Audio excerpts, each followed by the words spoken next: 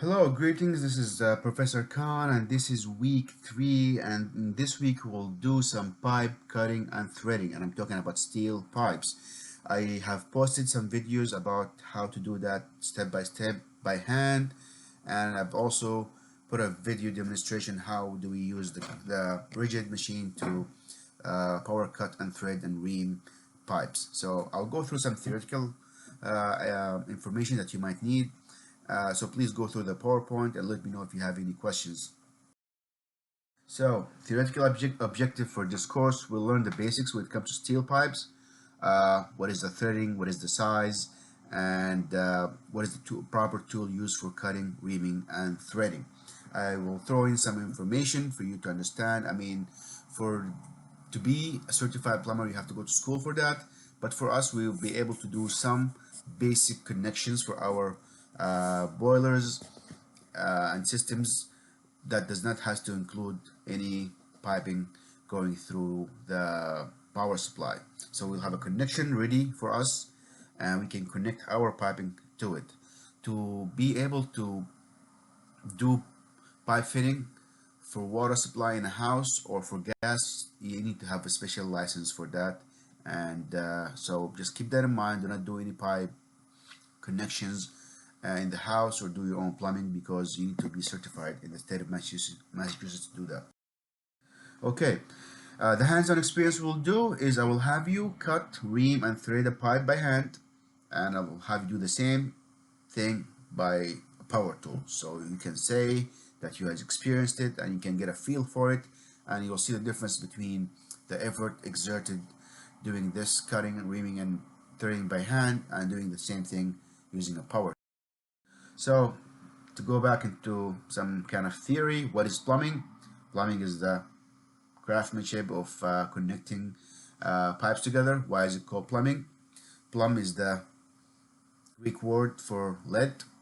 This is from the periodic table, and the name comes because back in the days, pipes used to be made out of lead.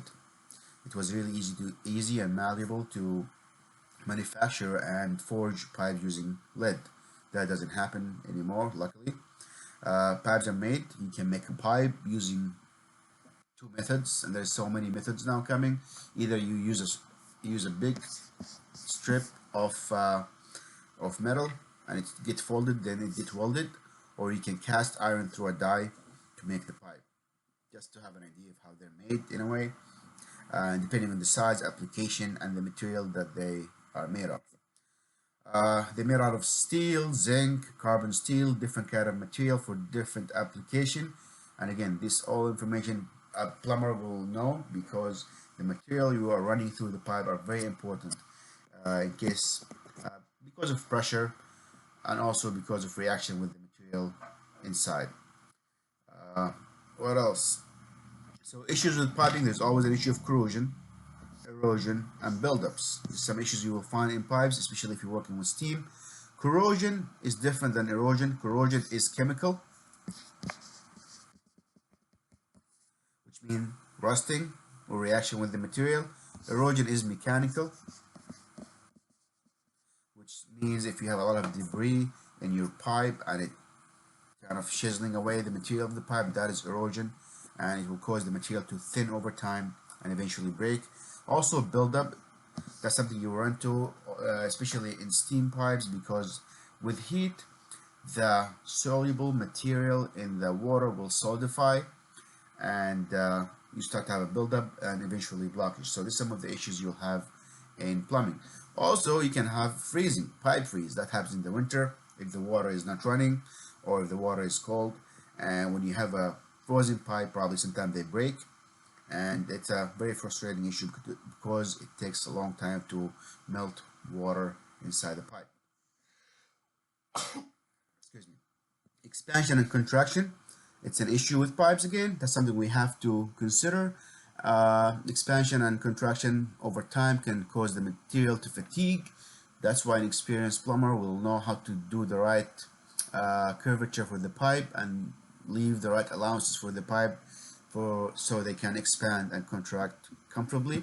And probably if you've seen a pipe running through a wall, most likely they are not really cemented to the wall. They keep it loose just to give it the possibility of contracting and expanding. It might seem very small to you, but it's very significant, and it does deteriorate.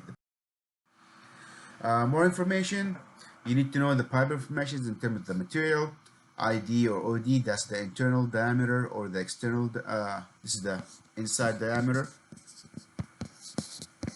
this is the outside, and what are we using for our nominal. Nominal is what the pipe is known for. So the pipe could be a 3/4, but it's is that the ID or the AD? ID, it is the ID or the OD. So you have to know, and each industry and each pipe has different nominal diameter. We also need to know about elbows, which is the connections between pipes. We have 90, 45. There's also 180 returns, T's, cabs, and crosses. These are all fittings that we can use to do connection between pipes. We also have connections between two pipes or couplings. We have reducers and expanders. Again, there's a lot of information that has to go with piping, and for us, we're only going to touch base on something very critical that you need to do, which is cutting, threading, and reaming.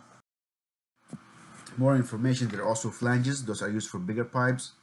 Bolting for big flanges, it has different procedure. And again, if you were to connect a big industrial boiler in a power plant, probably you'll have to be familiar with flanges and bolting procedures. It's kind of like how I know the car bolts, you go crisscross, but that's for the car.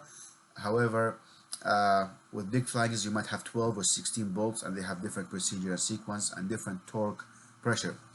For us, the best practice for installation is using 45 and 90 angles. We try to reduce the sharper the angle, the less flow you will have, the more resistance of the flow you will have. It's good to always use water level to make sure that you have the right pitch and the right tilt. It's very important to have your layout plan beforehand. As they always say, measure twice, cut once. Have a layout plan. Try to put everything in paper first, then try to go and execute that. Use the right type of connection and tape for our solution. This is or not off. Or solution. What is the right solution for that? Like, you can use Teflon with water. Fuel oil has different thing, and depending on the product you're carrying inside the pipe, you might have to vary whatever you use to connect the pipe so you prevent leak. And again, that's something usually you can consult with a pipe fitter for, what solution and what tape is suitable for what material. Sometimes there is also coupling between pipes. You can couple like steel pipe and PVC, steel pipe and copper, and there's proper coupling for that, and the right Teflon tape or the connection tape that you need.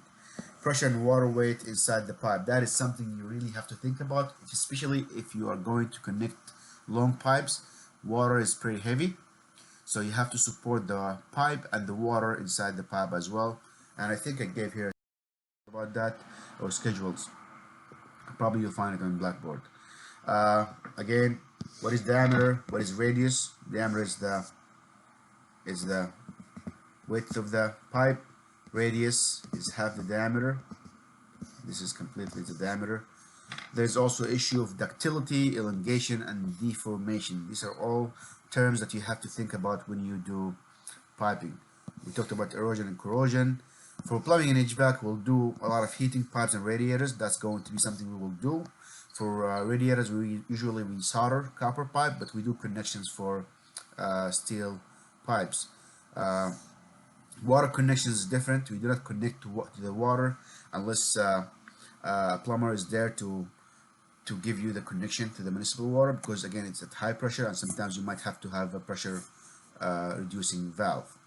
Steam, you will run into a lot of steam piping, and that's when you need to do maybe some kind of cutting and modification, and that's also the reason we're trying to teach you how to do some kind of cutting and fitting for pipes, because there's a lot of steam systems around this area, and you need to know that.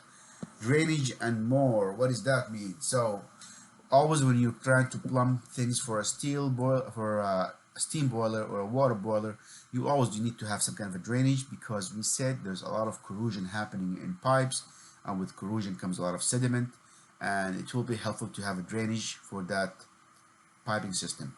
And this is again one of the best practices in plumbing, that you have a drain and you have a makeup water system. And when we do steam piping and hydronic system next semester, we'll talk about the proper outlets and drainage for piping connections, threads from the inside and outside. So usually fittings have the thread from the inside. This for fittings F, and outside is the pipe. So you'll have the pipe coming here, and this is the thread in the pipe, and the fitting will be pre-threaded. And you can also do a thread from the inside if you want to, but you need a tab for that. Most fittings are pre-threaded. Thread is universally pitched, meaning if you have steel pipes, all the threads are going to be the same pitch, which is the angle between the teeth, so it's reduce the possibility of cross threading. And pitch and angle per application, I'm just going to touch base on that and put some information. I don't think you need to know that. So this is an example of some American Standards pipe threads, and these are the threads per inch, which kind of dictate the pitch. And this is also the nominal diameter for those pipes, going from 1/16 to 1 inch pipe. Again, more information about pitches, you can look at them and if you need to, but this is how much thread you need for each pipe. And again, the standards vary from one application to another, and from one industry to another. So what we're going to do in the shop, this is the pipe fitting area. We have few vices. There's one also in the sheet metal, and I think we did install this one. And this old power threader we're not going to use, but we can use that as a grip. We have a new rigid pipe threader. So please watch the videos that I posted for pipe threading, so you have some kind of idea of what we are. This is the machine that we are going to use. It's kind of high-end pipe threading machine, and once you do a cut and thread and ream by hand, you will appreciate the value of having your own pipe threader if you are going to do an elaborate job, because it will save you a lot of time and energy as well. And I put a YouTube of how is this machine used, and you'll get the chance to use it for a cut, ream, and thread as well. Again, you'll be using thread bits manually, a bit holder, grip vise. I need you to bring with you thick gloves to the class, mechanical gloves, and we used to do this in the two partners, but you can do this individually now. I need you to have a lab coat also for this lab, because you might have some kind of shaving on your arm, or you might have some oil. It will give you some protection. So bring a lab coat or long sleeve shirt. Okay, I think that's what I have for this lab. Please watch the videos and be safe, and see you next. More information.